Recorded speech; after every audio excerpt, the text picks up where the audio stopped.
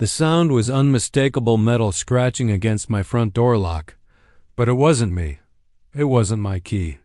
Standing outside was the one person who had spent months tormenting me with HOA fines, letters, and threats. Karen, the HOA president. Only this time, she wasn't taping a notice to my door. She was trying to let herself in like she owned my home. And when her key didn't work, she called 911. Her story? That I was the intruder. But before her lie could destroy me, I made a single phone call that turned the entire neighborhood against her.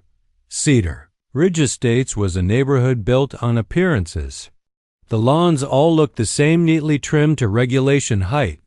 Flower beds filled with identical shrubs approved by the HOA handbook.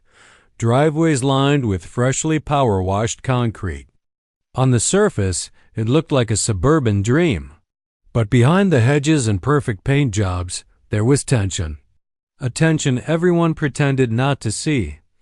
I moved in 2 years earlier. A modest home, 3 bedrooms, a shaded porch, a patch of yard with an old oak tree. Nothing special compared to the bigger houses, but it was mine. I pictured peaceful evenings on the swing, backyard barbecues, and quiet mornings tending to the small garden I planted near the walkway. For a while, it felt like I had exactly that. Until the letters started. The first one seemed harmless enough. Violation. Trash bins not aligned at curb. I thought it was a mistake. But then came another. Violation, non-compliant flowers.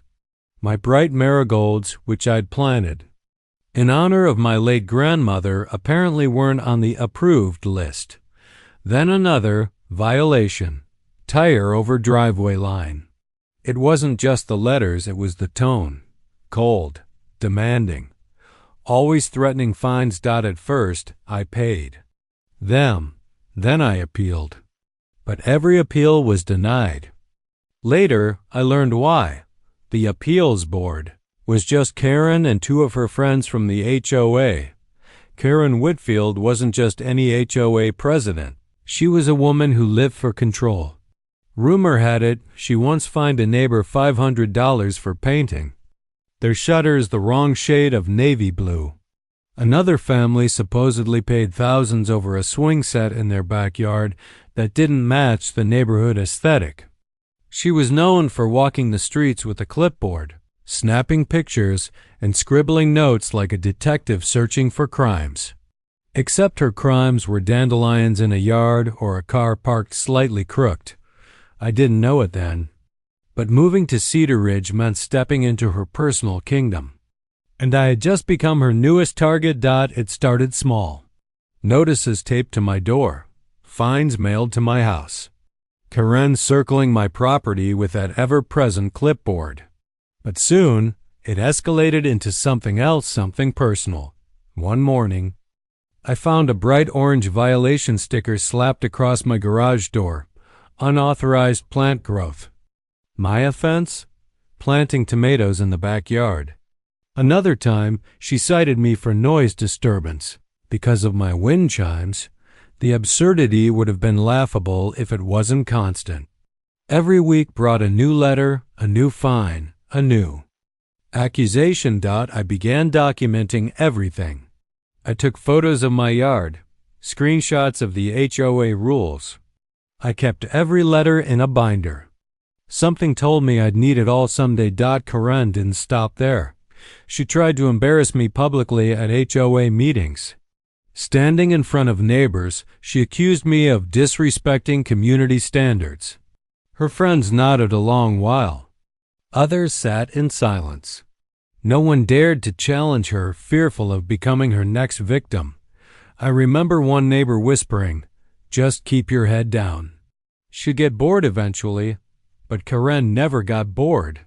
She thrived on control. Things escalated further when she began spreading rumors. She told neighbors I was difficult, uncooperative, even dangerous.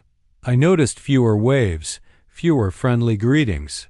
Some started avoiding eye contact altogether. Then came the day I pulled into my driveway during a drizzle and Found Karen standing there, ruler in hand, measuring the length of my grass. She scribbled a note, smirked, and said, "Expect a fine in the mail." That was the moment I decided enough was enough. I filed a complaint with the county, citing harassment and abuse of power.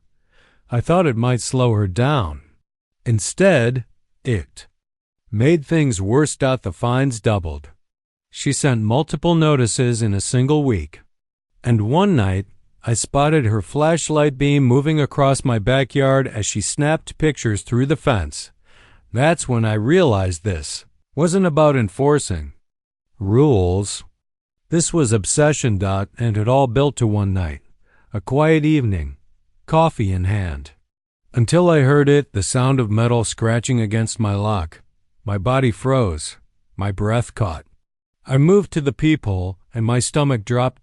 Karen standing on my porch, smiling, twisting a key she thought would open my door. When it didn't, she stepped back, dialed her phone, and within minutes, flashing red and blue lights bathed my house. Karen had just called 911, claiming I was the intruder in my own home. The knock at the door shook the walls. 2 officers stood outside, scanning the house. Behind them, Karen waved frantically, pointing at me through the window like I was a criminal. "He's inside. He broke in," she screamed. My pulse thundered. I knew how quickly misunderstandings could spiral. But I also knew Karen was betting on panic to corner me. Instead, I picked up my phone and dialed 911 myself. Calmly, I explained who I was. I gave my address. I told them, I am the homeowner. That HOA president is trying to falsely report me. The dispatcher stayed on the line. "Stay calm. Officers are confirming." When I opened the door, phone still pressed to my ear, I handed the officers my ID and a thick folder, the binder of every notice, every photo, every violation she'd ever sent. Proof not only that I lived here, but that I'd been documenting her harassment for months. The officers flipped through the papers. Their faces shifted. Then the dispatcher's voice came through my phone speaker. "We have confirmation. The caller is the property owner." Silence. Neighbors had gathered outside, drawn by the flashing lights. Dozens of eyes watched. And in that silence, Karen's face turned crimson. One officer turned to her. "Where did you get this key?" he asked. She fumbled, stammering. The confidence that had carried her for years crumbled in seconds. For the first time since I moved to Cedar Ridge, Karen wasn't in control. The police filed an incident report. I filed a harassment lawsuit against Karen and the HOA. The binder of evidence became my strongest weapon. Months of notices, fines, photos, and recordings told a story too detailed to deny. The courtroom was packed with neighbors when the verdict came. The judge called Karen's behavior an abuse of authority and a deliberate campaign of harassment. She was removed from her position, the HOA fined, and I was reimbursed for every bogus penalty I'd ever paid. But the victory wasn't just legal, it was social. For years, Karen had ruled Cedar Ridge through fear. Now with her gone, neighbors began sharing their own stories. The family fined for their swing set. The couple ticketed for leaving bikes in the driveway.